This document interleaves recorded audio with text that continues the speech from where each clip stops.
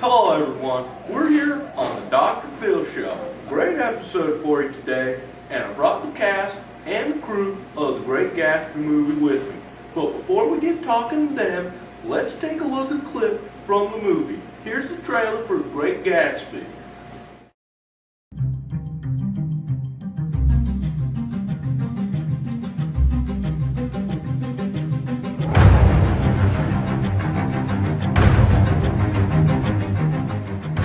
For you, sir. Excuse me, my love, I've got to get the phone. What is this lover? Mr. Gatsby, meet my cousin Daisy. I've already met her.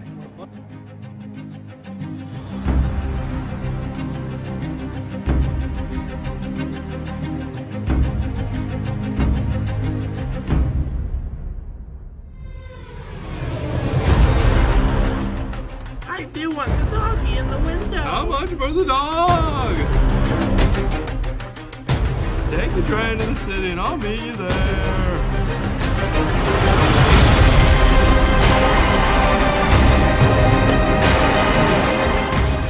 She never loved you, old sport. Alright, let's just leave Gatsby.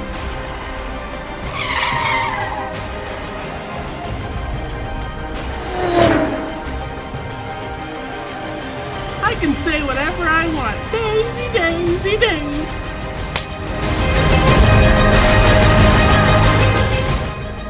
Jay, you can't relive the past. Why can't I?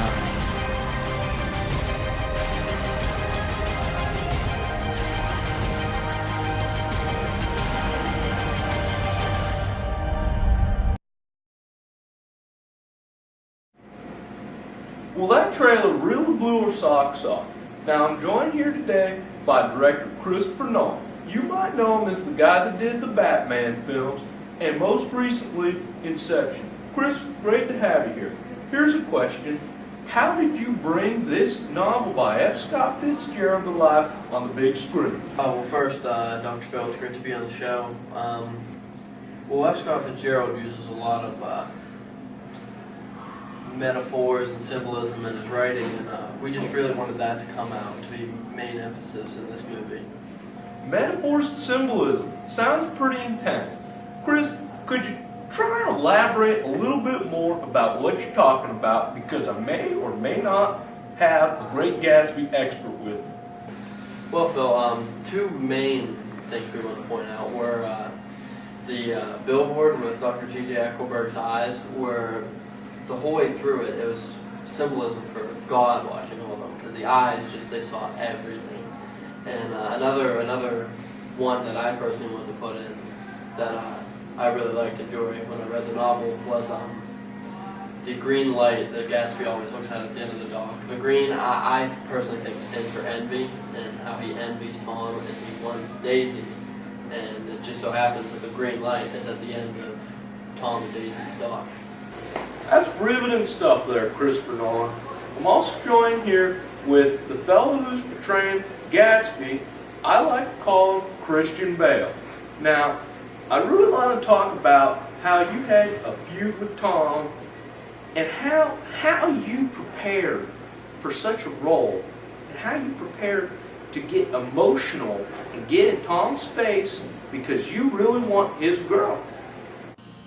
Playing this role in The Great Gatsby, I was always chasing that golden girl, trying to get the perfect one that I had my eye on, that I was so close to getting, but just could never reach.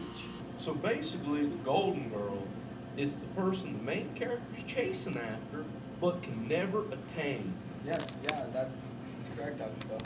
Well, it's been great to have Christian Bale here. Now, I have one more guest here, and we're going to take a look at the cinematography of this whole thing.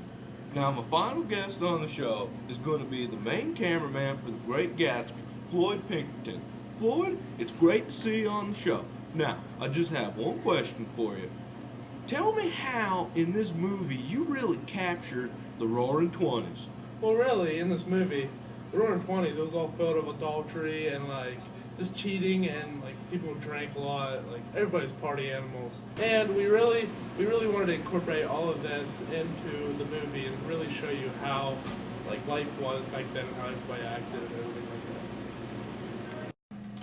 Well, that's all the time we have for today. I'd like to thank my guests, Christian Bale, Christopher Nolan, and of course, Floyd Pinkerton. Now tune in tomorrow where I meet my good friend the Cur Dog and I help him tackle his massive drug addiction. I'm going to get in his face, tell him to shut up, and I'm going to help him change his life today. See you later for the Dr. Phil Show.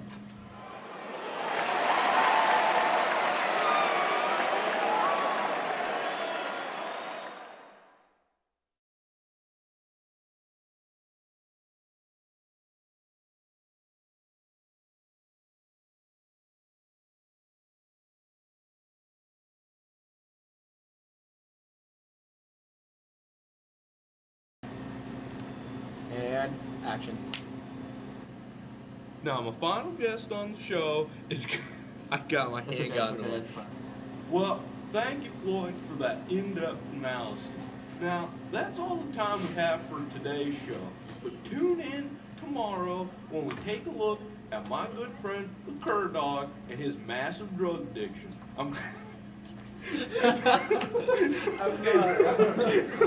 That is great.